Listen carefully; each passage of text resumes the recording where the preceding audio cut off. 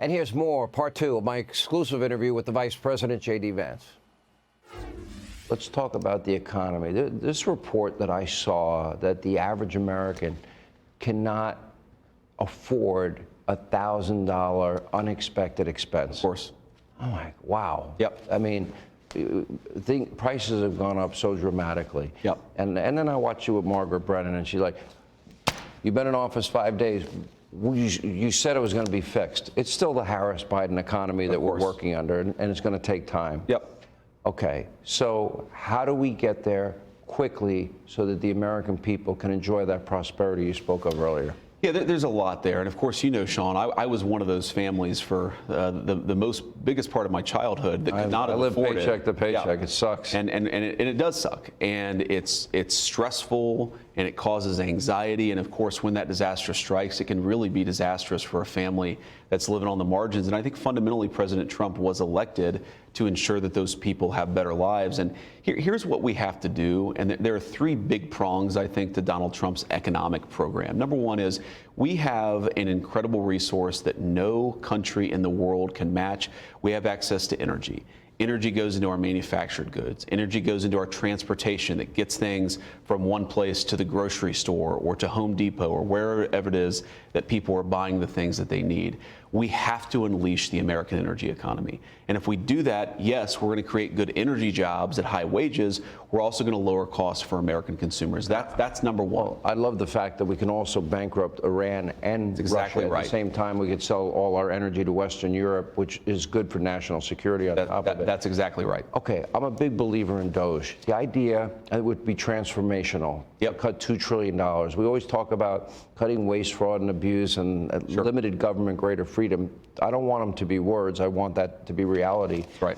And we talk about it, but I see a lot of areas that we're going to have to spend.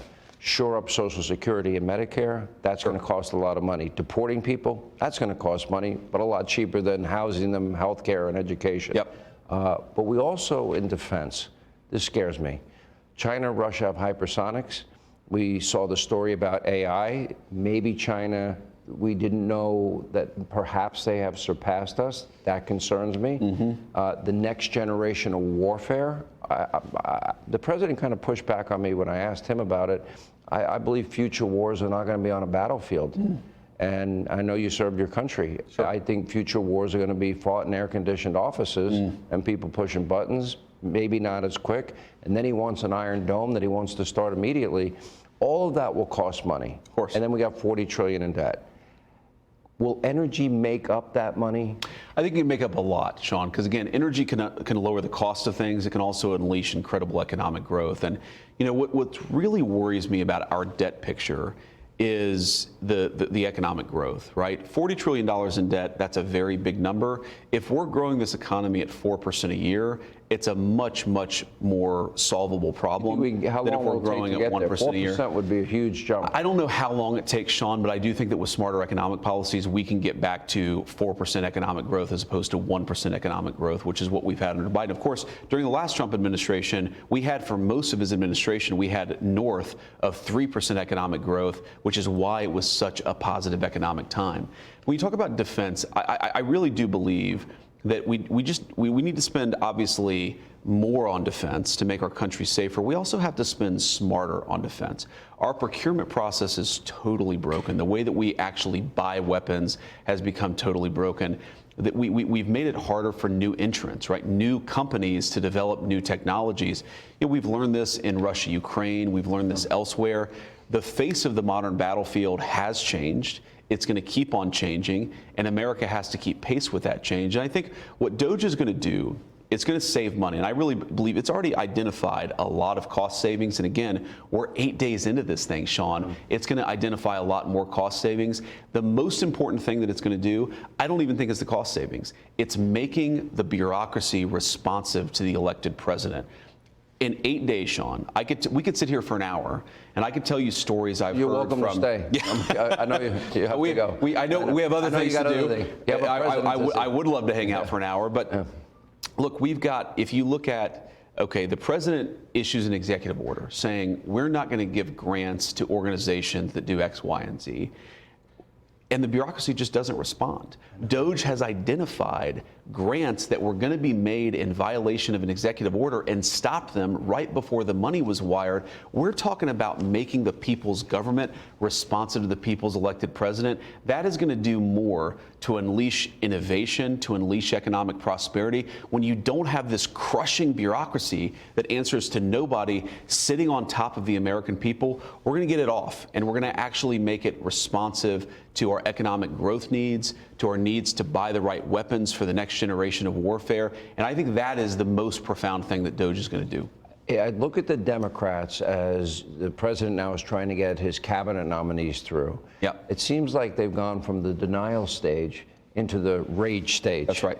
And this week we have 3 nominees that are going up to the Senate. Yep. And RFK Jr., Tulsi Gabbard, Kash Patel. Sure. I think 3 excellent choices by the president. I agree. But I have every expectation that the Democrats are going to be vicious.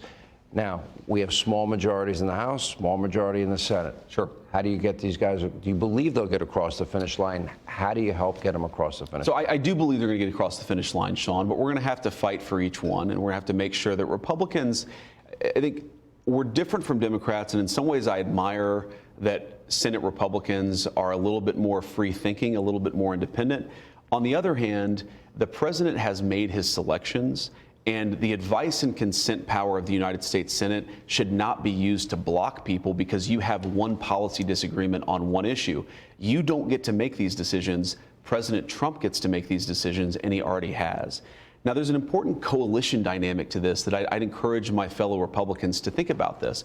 Would we have won the election, at least with the margins that we did, unless you had the Tulsi Gabbard component kind of coming to our side, unless you had the Joe Rogan types coming to our side? Donald Trump won an imposing mandate because he got a different group of people to vote Republican than had ever voted Republican. We have to give those parts of the coalition some wins too. So yes, we've got a lot of traditional Republicans in the administration. We've got a lot of traditional national security hawks in the administration, but we've also got some new people, some people who bring a fresh perspective. And I think what makes President Trump's leadership so effective is he's willing to listen to Marco Rubio and Pete Hegseth, but also he's willing to listen to Bobby Kennedy and Tulsi Gabbard. They're all part of the family now. We can't say you're not going to get confirmed because we disagree with you on one issue. The president makes these decisions, and he already has. But in fairness to RFK and Tulsi, they ran for president. They didn't win. Exactly. So they will be implementing his policies. That's exactly right, Sean.